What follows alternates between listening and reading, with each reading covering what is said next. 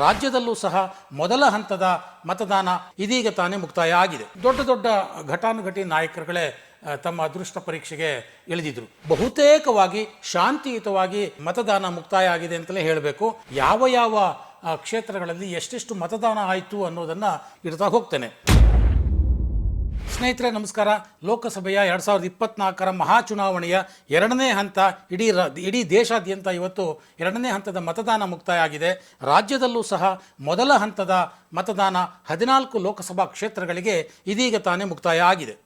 So ಬಹುತೇಕವಾಗಿ ಶಾಂತಿಯುತವಾಗಿ ಮೊದಲ ಹಂತದಲ್ಲಿ ರಾಜ್ಯದಲ್ಲಿ ಈ ಮತದಾನ ಮುಕ್ತಾಯ ಆಗಿದೆ ಅಂತಲೇ ಹೇಳಬೇಕು. ಆದರೆ ಒಂದೆರಡು ಕಡೆ ಕೆಲವು ಘಟನೆಗಳು ನಡೆದಿವೆ. ಕನಕಪುರ ವಿಧಾನಸಭಾ ಕ್ಷೇತ್ರ ವ್ಯಾಪ್ತಿಯಲ್ಲಿ, ಅಂದರೆ ಬೆಂಗಳೂರು ಗ್ರಾಮಾಂತರ ಲೋಕಸಭಾ ಕ್ಷೇತ್ರದ ಕನಕಪುರ ವಿಧಾನಸಭಾ ಕ್ಷೇತ್ರದ ವ್ಯಾಪ್ತಿಯಲ್ಲಿ ಕಳೆದ ರಾತ್ರಿ ಅದೇನೋ ಗ್ಯಾರಂಟಿ ಕಾರ್ಡ್ಗಳನ್ನು ಹಂಚ್ತಾ ಇದ್ರು. QR ಕೋಡ್ ಇರುವಂಥದ್ದು. ಆ ಕ್ಯೂ ಆರ್ ಕೋಡ್ ಇರುವಂಥ ಗ್ಯಾರಂಟಿ ಕಾರ್ಡ್ಗಳನ್ನು ಮಾಲ್ಗಳಿಗೆ ತಗೊಂಡೋಗಿ ಕೊಟ್ಟರೆ ಅವರು ಕ್ಯಾಶ್ ಕೊಡ್ತಾರೆ.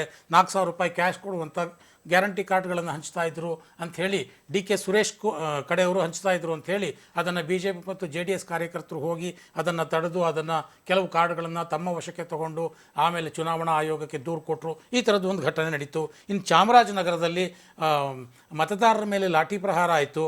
ಅಲ್ಲಿ ಪೊಲೀಸರ ಮೇಲೆ ಸ್ಥಳೀಯ ಗ್ರಾಮಸ್ಥರಿಂದ ಕಲ್ಲು ತೂರಾಟ ಆಯಿತು. ಇದಕ್ಕೋಸ್ಕರ ಸಿಟ್ಟಿಗೆದ್ದಂಥ ಗ್ರಾಮಸ್ಥರು ಅಲ್ಲಿನ ಮತಗಟ್ಟೆಯೊಂದರಲ್ಲಿ EVM ಮಷಿನ್ನನ್ನೇ ಧ್ವಂಸ ಮಾಡಿಬಿಟ್ರು. ಸೊ ಹೀಗೆ ಸಣ್ಣ ಪುಟ್ಟ ಕೆಲವು ಘಟನೆಗಳನ್ನು ಬಿಟ್ಟರೆ ಉಳಿದಂತೆ ಶಾಂತವಾಗಿ ಇಡೀ 14 ಲೋಕಸಭಾ ಕ್ಷೇತ್ರಗಳು ಸಹ ಮತದಾನ ಬಹುತೇಕ ಶಾಂತವಾಗಿ ಮುಕ್ತಾಯ ಆಗಿದೆ. ಮೊದಲ ಹಂತದಲ್ಲಿ ದೊಡ್ಡ ದೊಡ್ಡ ಘಟಾನುಘಟಿ ನಾಯಕರುಗಳೇ ತಮ್ಮ ಅದೃಷ್ಟ ಪರೀಕ್ಷೆಗೆ ಇಳಿದಿದ್ದರು. ಬೆಂಗಳೂರು ದಕ್ಷಿಣದಲ್ಲಿ ತೇಜಸ್ವಿ ಸೂರ್ಯ ಇರ್ಬೋದು, ಬೆಂಗಳೂರು ಉತ್ತರದಲ್ಲಿ ಶೋಭಾ ಕರಂದ್ಲಾಜೆ ಇರ್ಬೋದು, ಬೆಂಗಳೂರು ಗ್ರಾಮಾಂತರದಲ್ಲಿ DK ಸುರೇಶ್ ಮತ್ತು ಡಾಕ್ಟರ್ ಮಂಜುನಾಥ್ ಅವರು ಇರ್ಬೋದು, ಚಿಕ್ಕಬಳ್ಳಾಪುರದಲ್ಲಿ ಮಾಜಿ ಆರೋಗ್ಯ ಸಚಿವ ಡಾಕ್ಟರ್ K ಸುಧಾಕರ್ ಇರ್ಬೋದು, ಮಂಡ್ಯದಲ್ಲಿ HD ಕುಮಾರಸ್ವಾಮಿ ಅವರು ಇರ್ಬೋದು, ಮೈಸೂರಿನಲ್ಲಿ ಯದುವೀರ್ ಅವರು ಇರ್ಬೋದು, ಮತ್ತು ಹಾಸನದಲ್ಲಿ ಪ್ರಜ್ವಲ್ ರೇವಣ್ಣ ಮತ್ತು ಶ್ರೇಯಸ್ ಪಟೇಲ್ ಅವರಿರ್ಬೋದು, ತುಮಕೂರಿನಲ್ಲಂತೂ ಮುದ್ದಹನುಮೇಗೌಡರು ಮತ್ತು V ಸೋಮಣ್ಣ ಭಾರಿ ಪೈಪೋಟಿ ನಡೆಸಿದರು. ಇನ್ನು ಉಡುಪಿ ಚಿಕ್ಕಮಗಳೂರಿನಲ್ಲೂ ಅಷ್ಟೇ ಹಳೇ ಸ್ಪರ್ಧಿಗಳು ಮತ್ತೆ ಇನ್ನೊಮ್ಮೆ ಸ್ಪರ್ಧೆಗೆ ನಿಂತಿದ್ದರು. ಕೋಟಾ ಶ್ರೀನಿವಾಸ್ ಪೂಜಾರಿ ಮತ್ತು ಜಯಪ್ರಕಾಶ್ ಹೆಗಡೆ ಅವರು. ಚಿತ್ರದುರ್ಗದಲ್ಲಿ ಬಿಜಾಪುರದಿಂದ ಬಂದಂತಹ, ಬಾಗಲಕೋಟೆಯಿಂದ ಬಂದಂತಹ ಮಾಜಿ ಸಚಿವ ಗೋವಿಂದ ಕಾರಜೋಳ ಅವರು ಚಿತ್ರದುರ್ಗದಲ್ಲಿ ತಮ್ಮ ಅದೃಷ್ಟ ಪರೀಕ್ಷೆಯನ್ನು ಮಾಡೋದಕ್ಕೆ ನಿಂತಿದ್ದರು.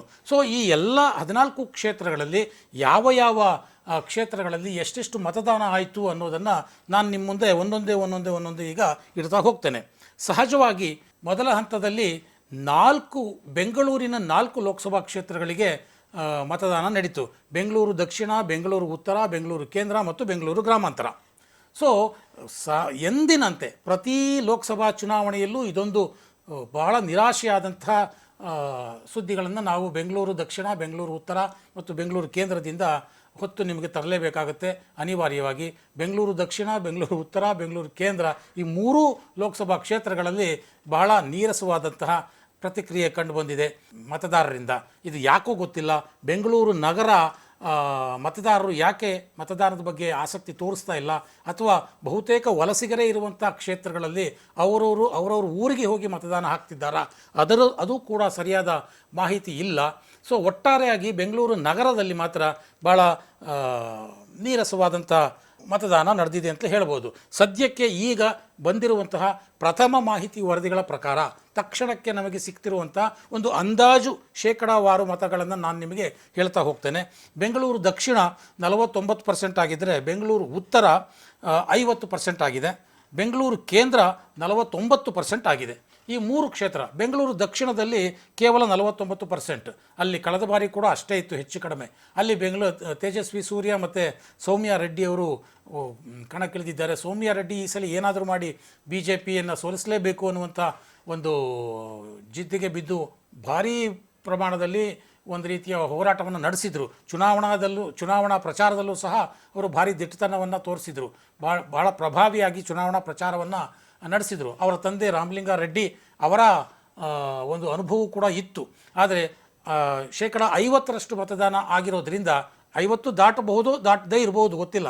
ಚುನಾವಣಾ ಆಯೋಗದ ಅಧಿಕೃತ ಮಾಹಿತಿ ಇನ್ನೂ ಹೊರಗೆ ಬರಬೇಕಾಗಿದೆ. ಆದರೆ ಈಗ ತಕ್ಷಣಕ್ಕೆ ಈಗ ಬಂದಿರುವಂಥ ಮಾಹಿತಿಗಳನ್ನು ಆಧರಿಸಿ ನಾನು ಈ ಮಾತನ್ನು ತಕ್ಷಣಕ್ಕೆ ನಿಮ್ಮ ಮುಂದೆ ಕೊಡ್ತಾ ಇದ್ದೇನೆ. ಸೊ ಹಾಗಾಗಿ 49% ಮತದಾನ ಆಗಿರೋದು ಯಾರಿಗೆ ಲಾಭ ಆಗುತ್ತೆ, ಯಾರಿಗೆ ನಷ್ಟ ಆಗುತ್ತೆ ಅನ್ನುವಂಥ ಲೆಕ್ಕಾಚಾರಗಳು ಈಗಾಗಲೇ ಆರಂಭ ಆಗಿದೆ.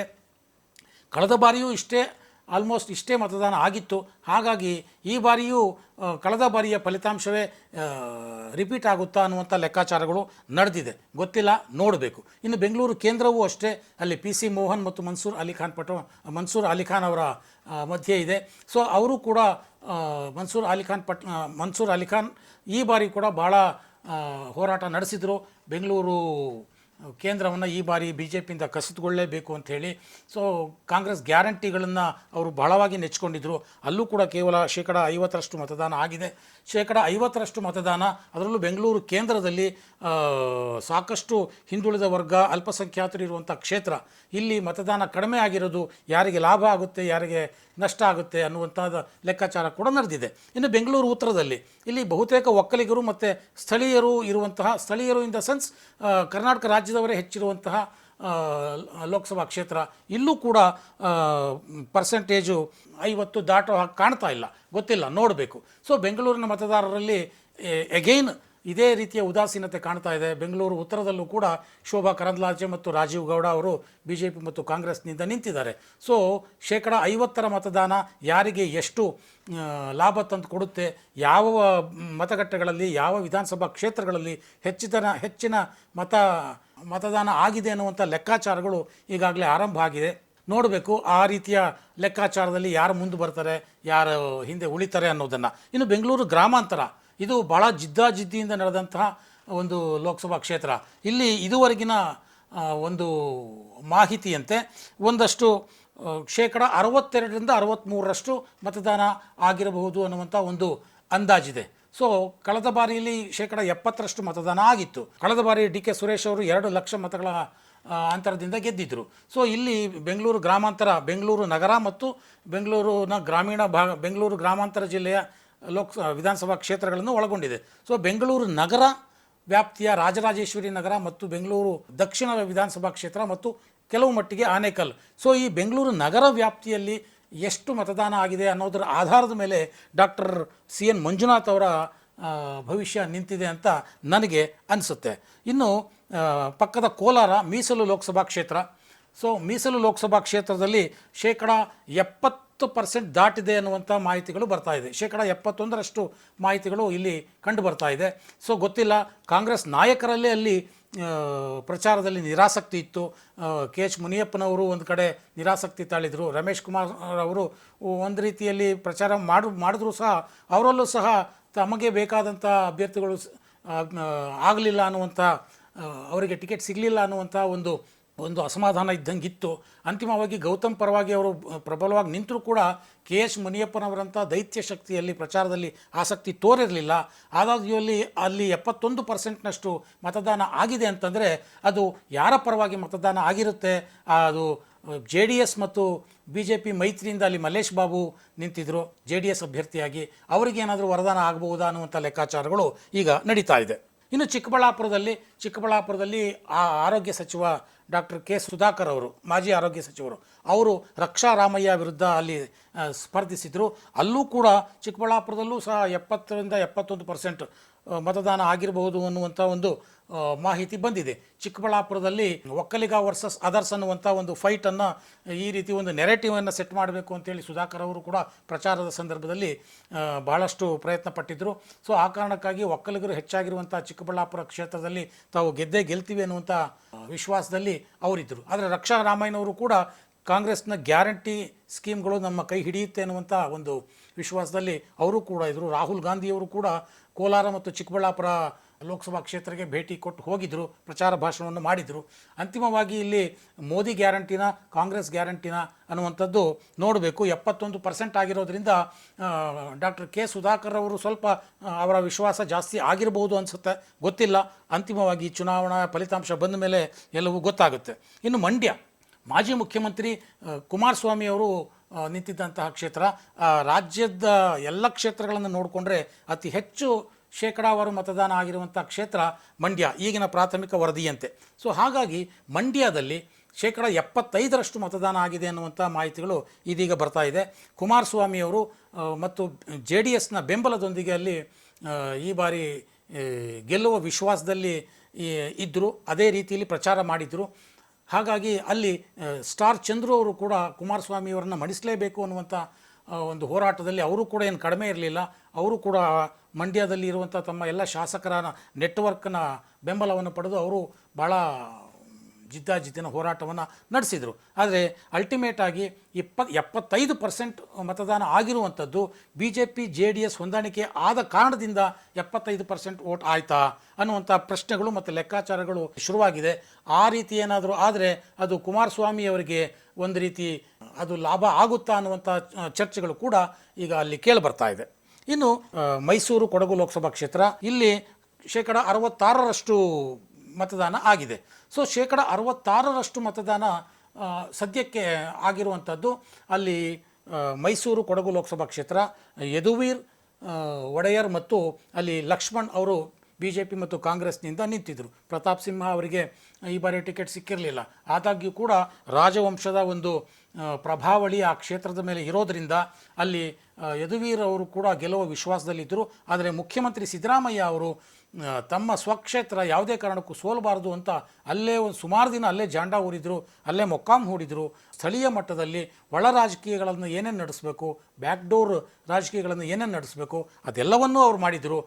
ಅದೆಲ್ಲದರ ಹೊರತಾಗಿ ಈಗ 66% ಮತ ಚಲಾವಣೆ ಆಗಿದೆ ಅನ್ನುವಂಥ ಮಾತುಗಳು ಈಗ ಕೇಳಿಬರ್ತಾ ಇದೆ. ನೋಡಬೇಕು, ಅಲ್ಲಿ ಪ್ರತಾಪ್ ಸಿಂಹ ಅವರಿಗೆ ಟಿಕೆಟ್ ಕೊಟ್ಟಿದ್ದಿದ್ರೆ ಆಗ ಪ್ರತಾಪ್ ಸಿಂಹ ಅವರಿಗೆ ಟಿಕೆಟ್ ಸಿಗುತ್ತೆ ಅನ್ನುವಂಥ ಲೆಕ್ಕಾಚಾರದಲ್ಲಿ ಮುಖ್ಯಮಂತ್ರಿ ಸಿದ್ದರಾಮಯ್ಯ ಆ ಕ್ಷೇತ್ರದಲ್ಲಿ OBCಗಳ ಮತಗಳ ಕ್ರೋಢೀಕರಣಕ್ಕೆ ಒಂದು ದೊಡ್ಡ ಸ್ಟ್ರಾಟಜಿಯನ್ನು ಮಾಡಿದರು ಅಂತ ಹೇಳಲಾಗ್ತಾ ಇತ್ತು. ಆದರೆ ಯದುವೀರ್ ಅವರಿಗೆ ಯಾವಾಗ ಟಿಕೆಟ್ ಕೊಟ್ಟರೋ ಅವರ ಆ ಸ್ಟ್ರಾಟಜಿಗಳೆಲ್ಲವೂ ಸ್ವಲ್ಪ ಏರುಪೇರಾಗೋ ಸಾಧ್ಯತೆ ಅಲ್ಲಿ ಕಂಡುಬಂದಿತ್ತು. ಈ ಹಿನ್ನೆಲೆಯಲ್ಲಿ 66% ಮತ ಪ್ರಮಾಣ ಯಾರಿಗೆ ಲಾಭ ಆಗುತ್ತೆ ಅನ್ನುವಂಥದ್ದನ್ನು ಕಾದು ನೋಡಬೇಕಾಗಿದೆ. ಇನ್ನು ಚಾಮರಾಜನಗರ, ಇದೊಂದು ಮೀಸಲು ಕ್ಷೇತ್ರ. BJPಯಿಂದ ಬಾಲರಾಜ್ ಮತ್ತು ನಮ್ಮ ಕಾಂಗ್ರೆಸ್ನಿಂದ HC ಮಹದೇವಪ್ಪ ಅವರ ಮಗ ಸುನಿಲ್ ಬೋಸ್ ಅವರು ಕೂಡ ಸ್ಪರ್ಧೆ ಮಾಡಿದರು. ಸೊ ಸುನಿಲ್ ಬೋಸ್ಗೆ ಸಹಜವಾಗಿ ತಮ್ಮ ತಂದೆ ಮಹದೇವಪ್ಪನವರ ಬಲ ಮತ್ತು ಅಭಯ ಇದೆ. ಮತ್ತು ಎಲ್ಲ ಮತಗಟ್ಟೆಗಳಲ್ಲಿ ತಮ್ಮದೇ ಆದಂಥ ನೆಟ್ವರ್ಕನ್ನು ಮಹದೇವಪ್ಪ ಅವರು ಚಾಮರಾಜನಗರ ಲೋಕಸಭಾ ಕ್ಷೇತ್ರದಲ್ಲಿ ಹೊಂದಿದ್ದಾರೆ. ಹಾಗಾಗಿ ಇಲ್ಲಿ 70% ಮತ ಪ್ರಮಾಣ ಆಗಿರುವಂಥದ್ದು ನಮಗೆ ಅನುಕೂಲ ಆಗಬಹುದು ಅನ್ನುವಂಥ ಲೆಕ್ಕಾಚಾರದಲ್ಲಿ ಸುನಿಲ್ ಬೋಸ್ ಅವರು ಇದ್ದಂಗೆ ಕಾಣುತ್ತೆ, ಗೊತ್ತಿಲ್ಲ, ನೋಡಬೇಕು. ಇನ್ನು ಹಾಸನದಲ್ಲಿ 72% ಪ್ರಮಾಣದಲ್ಲಿ ಮತಗಳು ಆಗಿವೆ ಅನ್ನುವಂಥ ಒಂದು ಮಾತುಗಳು ಕೇಳಿಬರ್ತಾ ಇದೆ. ಪ್ರಥಮ ಮಾಹಿತಿಗಳು ಆ ರೀತಿ ಬರ್ತಾ ಇದೆ. ಹಾಸನದಲ್ಲಿ ಅದು ಮೊದಲೇ ಹೇಳಿದಾಗೆ, ಅದು ಮೊದಲೇ ನಿಮಗೆಲ್ಲ ಗೊತ್ತಿರೋ ಹಾಗೆ ಹಾಸನ ದೇವೇಗೌಡರ ಕರ್ಮಭೂಮಿ, ಜನ್ಮಭೂಮಿ ಎಲ್ಲವೂ, ಅವರ ಭದ್ರಕೋಟೆ. ಪ್ರಜ್ವಲ್ ರೇವಣ್ಣ ಅವರು 3ನೇ ಬಾರಿಗೆ ಅಲ್ಲಿ ತಮ್ಮ ಅದೃಷ್ಟವನ್ನು ಪರೀಕ್ಷೆ ಮಾಡಿದ್ದಾರೆ. ಸೊ ಇಲ್ಲಿ ಇಬ್ಬರು ದಿಗ್ಗಜರ ಮೊಮ್ಮಕ್ಕಳು ಇಲ್ಲಿ ಸ್ಪರ್ಧೆಗೆ ಇಳಿದಿದ್ದರು.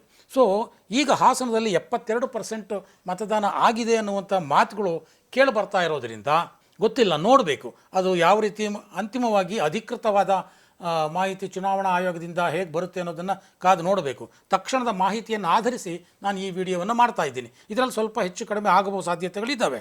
ಹಾಸನ ಲೋಕಸಭಾ ಕ್ಷೇತ್ರದಲ್ಲಿ ಹೆಚ್ಚಿನ ಮತದಾನ ಆದಷ್ಟು ಅದು ದೇವೇಗೌಡರ ಭದ್ರಕೋಟೆಯನ್ನು ಇನ್ನಷ್ಟು ಭದ್ರಗೊಳಿಸುತ್ತೆ ಅನ್ನುವಂಥ ವಾದಗಳನ್ನು JDSನವರು ಮಂಡಿಸ್ತಾ ಇದ್ದಾರೆ. ಆದರೆ ಈ ಬಾರಿ ಹೆಚ್ಚಿನ ಮತದಾನ ಆಗಿದ್ದು ಅದು ನಮ್ಮ ಪರವಾಗಿ ಬರುತ್ತೆ ಅನ್ನುವಂಥ ಭರವಸೆಯನ್ನು ಕಾಂಗ್ರೆಸ್ನ ಶ್ರೇಯಸ್ ಪಟೇಲ್ ಬೆಂಬಲಿಗರು ವ್ಯಕ್ತಪಡಿಸ್ತಾ ಇದ್ದಾರೆ. ನೋಡಬೇಕು ಮುಂದಿನ ದಿನಗಳಲ್ಲಿ ಹೇಗೆ ಚುನಾವಣೆ ಫಲಿತಾಂಶಗಳು ಬರುತ್ತೆ ಅಂತ. ಇನ್ನು ಭಾಳ ಮುಖ್ಯವಾದ ಇನ್ನೊಂದು ಕ್ಷೇತ್ರ ತುಮಕೂರು ಲೋಕಸಭಾ ಕ್ಷೇತ್ರ. ಬೆಂಗಳೂರಿನಿಂದ ಸೋಮಣ್ಣ ಅವರು ಅಲ್ಲಿ ಹೋಗಿ ನಿಂತಿದ್ದರು. ಅಲ್ಲಿ ತುಮಕೂರು ಲೋಕಸಭಾ ಕ್ಷೇತ್ರದಲ್ಲೂ ಸಹ 70% ದಾಟಿದೆ ಅನ್ನುವಂಥ ಮಾಹಿತಿಗಳು ಈಗ ಬರ್ತಾ ಇದೆ. ಸಹಜವಾಗಿ ಗೊತ್ತಿಲ್ಲ ಏನೇನು ಆಗುತ್ತೆ ಅನ್ನುವಂಥದ್ದು. ಸೊ 70% ಒಂದು ವೇಳೆ ದಾಟಿದರೆ 71 ಅಥವಾ 72% ಅಲ್ಲೇನಾದರೂ ಆಗಿದ್ದರೆ ಅದು ಮುದ್ದಹನುಮೇಗೌಡರು ತಮ್ಮ ಪರವಾಗಿ ಆಗಿರುವಂಥ ಮತಗಳು, ತಮ್ಮ ಪರವಾದ ಮತಗಳು ಹೆಚ್ಚಾದ ಕಾರಣ ಇಲ್ಲಿ ಈ ಮಟ್ಟದ ಒಂದು ಮತದಾನ ಆಗಿದೆ ಅನ್ನುವಂಥ ಮಾತುಗಳನ್ನು ಮುದ್ದಹನುಮೇಗೌಡರು ಹೇಳ್ತಾ ಇದ್ದಾರೆ. ಆದರೆ BJP ಮತ್ತು JDS ಈ ಎರಡೂ ಮೈತ್ರಿ ಆಗಿರೋದ್ರಿಂದ ಅದು ಹೆಚ್ಚಿನ 70% ದಾಟಿರೋದ್ರಿಂದ ಅದರ ಲಾಭ ಬಿ ಜೆ ಪಿಗೆ ಆಗುತ್ತೆ ಅನ್ನುವಂಥದ್ದು ಸೋಮಣ್ಣ ಅವರ ಲೆಕ್ಕಾಚಾರ. ನೋಡಬೇಕು ಚುನಾವಣಾ ಫಲಿತಾಂಶವನ್ನು. ಇನ್ನು ಉಡುಪಿ ಚಿಕ್ಕಮಗಳೂರಿನಲ್ಲೂ ಕೂಡ 71% ಮತದಾನ ಆಗಿದೆ ಅನ್ನುವಂಥ ಮಾಹಿತಿಗಳು ಬರ್ತಾ ಇದೆ. ಸೊ ಉಡುಪಿ ಸಂಪೂರ್ಣವಾಗಿ ಬಿ ಜೆ ಪಿಯ ಭದ್ರಕೋಟೆ, ಚಿಕ್ಕಮಗಳೂರು 2023 ವಿಧಾನಸಭಾ ಚುನಾವಣೆಯ ಸಂದರ್ಭದಲ್ಲಿ ಸಂಪೂರ್ಣವಾಗಿ ಕಾಂಗ್ರೆಸ್ಗೆ ಒಲಿಯಿತ್ತು. ಹಾಗಾಗಿ ಒಂದು ಮಲೆನಾಡು ಮತ್ತು ಇನ್ನೊಂದು ಕರಾವಳಿ, ಈ ಎರಡೂ ಜನರ ಮನಸ್ಥಿತಿ ಬೇರೆ ಬೇರೆ ಆಗಿದೆ ಅಂತ ಎಲ್ರಿಗೂ ಗೊತ್ತಿರುವಂಥದ್ದು. ಇಲ್ಲಿ ಇದನ್ನು ಮತ್ತೆ ಡಿಸೆಕ್ಟ್ ಮಾಡಿ ನೋಡಬೇಕು. ಮುಂದಿನ ನಾಳೆ ನಾಡದಲ್ಲಿ ಗೊತ್ತಾಗುತ್ತೆ ಕರಾವಳಿಯಲ್ಲಿ, ಅಂದರೆ ಉಡುಪಿ ಜಿಲ್ಲೆಯಲ್ಲಿ ಎಷ್ಟು ಮತದಾನ ಆಗಿದೆ, ಚಿಕ್ಕಮಗಳೂರಿನಲ್ಲಿ ಎಷ್ಟು ಮತದಾನ ಆಗಿದೆ ಅನ್ನುವಂಥದ್ದು. ಉಡುಪಿ ಜಿಲ್ಲೆಯಲ್ಲಿ ಒಂದು ವೇಳೆ ಹೆಚ್ಚಿನ ಮತದಾನ ಆಗಿದ್ದರೆ ಅದು ಬಿ ಜೆ ಪಿಗೆ ಲಾಭ ಆಗ್ಬೋದು. ಚಿಕ್ಕಮಗಳೂರಿನ ಜಿಲ್ಲೆಯಲ್ಲಿ ಹೆಚ್ಚಿನ ಮತದಾನ ಆಗಿದ್ದರೆ ಅದು ಕಾಂಗ್ರೆಸ್ಗೆ ಲಾಭ ಆಗ್ಬೋದು ಅನ್ನುವಂಥ ಲೆಕ್ಕಾಚಾರಗಳು ನಡೀತಾ ಇದೆ. ಇನ್ನು ದಕ್ಷಿಣ ಕನ್ನಡದಲ್ಲಿ ಇದು ಒಂದು ರೀತಿ ಹಿಂದುತ್ವದ ಪ್ರಯೋಗಶಾಲೆ ಅಂತಲೇ ನಾವು ಹೇಳ್ಬೋದು. ಅದಕ್ಕೆ ಜಾತಿಯ ಅಸ್ತ್ರವನ್ನು ಈ ಬಾರಿ ಕಾಂಗ್ರೆಸ್ ಬಿಟ್ಟಿತ್ತು. ಇಲ್ಲಿ ಬಿ ಜೆ ಪಿಯ ಬ್ರಿಜೇಶ್ ಚೌಟ ಮತ್ತು ಕಾಂಗ್ರೆಸ್ಸಿನ ಪದ್ಮರಾಜ್ ಪೂಜಾರಿಯವರು ಅವರಿಬ್ಬರು ಕೂಡ ಹೋರಾಟವನ್ನು ನಡೆಸಿದರು. ಏನಾದರೂ ಮಾಡಿ ಈ ಬಾರಿ ಬಿ ಜೆ ಪಿಯಿಂದ ಕಸಿದುಕೊಳ್ಳಲೇಬೇಕು ಅಂತ ಕಾಂಗ್ರೆಸ್ ಹೋರಾಟ ನಡೆಸಿತ್ತು. ಜಾತಿಯ ಅಸ್ತ್ರವನ್ನು ಸಹ ಬಿಟ್ಟಿತ್ತು. ಬಿಲ್ ಅವರು ಈ ಬಾರಿ ಬಿ ಜೆ ಪಿಗೆ ನೀಡೋದಿಲ್ಲ ಓಟನ್ನು ಎಂದಿನಂತೆ, ಈ ಬಾರಿ ಅವರು ಕಾಂಗ್ರೆಸ್ಗೆ ನೀಡ್ತಾರೆ ಅನ್ನುವಂಥ ಮಾತುಗಳನ್ನು ಭಾಳ ವಿಶ್ವಾಸದಿಂದ ಕಾಂಗ್ರೆಸ್ ನಾಯಕರು ಹೇಳ್ತಾ ಇದ್ದರು. ನೋಡಬೇಕು ಆ ಮತಗಳು ಏನಾದರೂ ಈ ಕಡೆಗೆ ಶಿಫ್ಟ್ ಆಗುತ್ತಾ ಇಲ್ವೋ ಅಂತ. ಕಳೆದ ಬಾರಿ ಅಷ್ಟೇ ಹೆಚ್ಚು ಕಡಿಮೆ ಈ ಬಾರಿಯೂ ಕೂಡ ಮತದಾನ ಅಲ್ಲಿ ಆಗಿದೆ. ಸೊ ಹಾಗಾಗಿ ಬಿ ಜೆ ಪಿಯ ಭದ್ರಕೋಟೆಯನ್ನು ಕಾಂಗ್ರೆಸ್ ಈ ಬಾರಿ ಛಿದ್ರಗೊಳಿಸೋದಕ್ಕೆ ಇದೇನಾದರೂ ಸಹಾಯ ಆಗುತ್ತಾ ಅನ್ನುವಂಥದ್ದನ್ನು ಕಾದು ನೋಡಬೇಕು. ಇನ್ನು ಚಿತ್ರದುರ್ಗ ಲೋಕಸಭಾ ಕ್ಷೇತ್ರ, ಇದು ಕೂಡ ಮೀಸಲು ಲೋಕಸಭಾ ಕ್ಷೇತ್ರ. ಇಲ್ಲಿ 67% ಮತದಾನ ಆಗಿದೆ ಅನ್ನುವಂಥ ಮಾತುಗಳು ಕೇಳಿಬರ್ತಾ ಇದೆ. ಇಲ್ಲಿ ಗೋವಿಂದ ಕಾರಜೋಳ ಅವರು ಮುಂಬೈ ಕರ್ನಾಟಕದಿಂದ ಬಂದು ಇಲ್ಲಿ ಸ್ಪರ್ಧೆ ಮಾಡಿದ್ದಾರೆ. ಸೊ ಹಾಗಾಗಿ ಇಲ್ಲಿ ಕಾಂಗ್ರೆಸ್ನಿಂದ ಬಿ ಎನ್ ಚಂದ್ರಪ್ಪ ಅವರು ಸ್ಪರ್ಧೆ ಮಾಡಿದ್ದಾರೆ. ಇಬ್ಬರೂ ಕೂಡ ಚಿತ್ರದುರ್ಗದ ಲೋಕಸಭಾ ಕ್ಷೇತ್ರದ ಹಣೆ ಬರವೇ ಅದು. ಕಳೆದ 3-4 ಲೋಕಸಭಾ ಚುನಾವಣೆಗಳಿಂದಲೂ ಕೂಡ ಇಲ್ಲಿ ಲೋಕಸಭಾ ಅಭ್ಯರ್ಥಿಗಳಾಗಿ ಹೊರಗಿನವರೇ ನಿಲ್ತಾ ಇದ್ದಾರೆ, ಹೊರಗಿನವರೇ ಗೆಲ್ತಾ ಇದ್ದಾರೆ. ಸೊ ಹಾಗಾಗಿ ಇಲ್ಲಿ ಯಾರು ಗೆದ್ದರೂ ಅಲ್ಲಿನ ಮತದಾರರಿಗೆ ಹೊರಗಿನವರೇ. ಬಟ್ ಏನಂದರು, ಮೀಸಲು ಲೋಕಸಭಾ ಕ್ಷೇತ್ರದಲ್ಲಿ ಹೆಚ್ಚಿನ ಮತದಾನ ಪ್ರಮಾಣ ಹೆಚ್ಚಾದರೆ ಅದು ಬಿ ಜೆ ಪಿಗೆ ಲಾಭ ಎನ್ನುವಂಥ ಲೆಕ್ಕಾಚಾರವನ್ನು ಬಿ ಜೆ ಪಿ ನಾಯಕರು ಆಡ್ತಾ ಇದ್ದಾರೆ. ಒಟ್ಟಾರೆಯಾಗಿ ಈ ಪ್ರಾಥಮಿಕ ಮಾಹಿತಿಯಂತೆ ಈ ಬಾರಿ ಆವರೇಜ್ ಒಂದು 65ರಿಂದ 70 ಈ ಸುಮಾರಿನಲ್ಲಿ ರಾಜ್ಯದ ಮೊದಲ ಹಂತದಲ್ಲಿ ಮತದಾನ ಒಟ್ಟಾರೆ ಆಗಬಹುದು. 65ರಿಂದ 70 ಅಧಿಕೃತವಾಗಿ ಬರಬೇಕಾಗಿದೆ. ಈ ಒಟ್ಟಾರೆ ಮೊದಲ ಹಂತದ ಮತದಾನ ಸಾಕಷ್ಟು ಯಶಸ್ವಿಯಾಗಿ ಶಾಂತಿಯುತವಾಗಿ ಮುಕ್ತಾಯ ಆಗಿದೆ. ಈಗ ನಾಳೆ ಅಷ್ಟೊತ್ತಿಗೆ ಈ ಲೆಕ್ಕಾಚಾರಗಳು ಇನ್ನಷ್ಟು ತೀವ್ರವಾಗುತ್ತೆ. ಮತ್ತು ಯಾವ ವಿಧಾನಸಭಾ ಕ್ಷೇತ್ರಗಳಲ್ಲಿ ಯಾರ್ಯಾರು ಎಷ್ಟೆಷ್ಟು ಮತಗಳನ್ನು ಗಳಿಸಬಹುದು ಅನ್ನುವ ಲೆಕ್ಕಾಚಾರ ನಾಳೆ ಮತ್ತೆ ಆಗಬಹುದು. ಯಾವ್ಯಾವ ವಿಧಾನಸಭಾ ಕ್ಷೇತ್ರಗಳಲ್ಲಿ ಎಷ್ಟೆಷ್ಟು ಮತದಾನ ಶೇಕಡಾವಾರು ಆಗಿದೆ ಅನ್ನೋದರ ಆಧಾರದ ಮೇಲೆ ಇನ್ನೊಂದು ರೀತಿಯ ಮತದಾನದ ಲೆಕ್ಕಾಚಾರ, ಸೋಲು ಗೆಲುವಿನ ಲೆಕ್ಕಾಚಾರ ಆಗ್ಬೋದು. ಸದ್ಯಕ್ಕೆ ತಕ್ಷಣದ ಮಾಹಿತಿಯಂತೆ ಈಗ ಬಂದಿರುವ ವರದಿಗಳ ಆಧಾರದ ಮೇಲೆ ನಾನು ಈ ವಿಡಿಯೋವನ್ನು ಮಾಡ್ತಾ ಇದ್ದೇನೆ. ಮುಂದಿನ ದಿನಗಳಲ್ಲಿ ಈ ರೀತಿಯ ಲೆಕ್ಕಾಚಾರಗಳು ಇನ್ನಷ್ಟು ತೀವ್ರಗೊಳ್ಳುತ್ತೆ ಅನ್ನೋದು ನನ್ನ ಭಾವನೆ. ನಮಸ್ಕಾರ.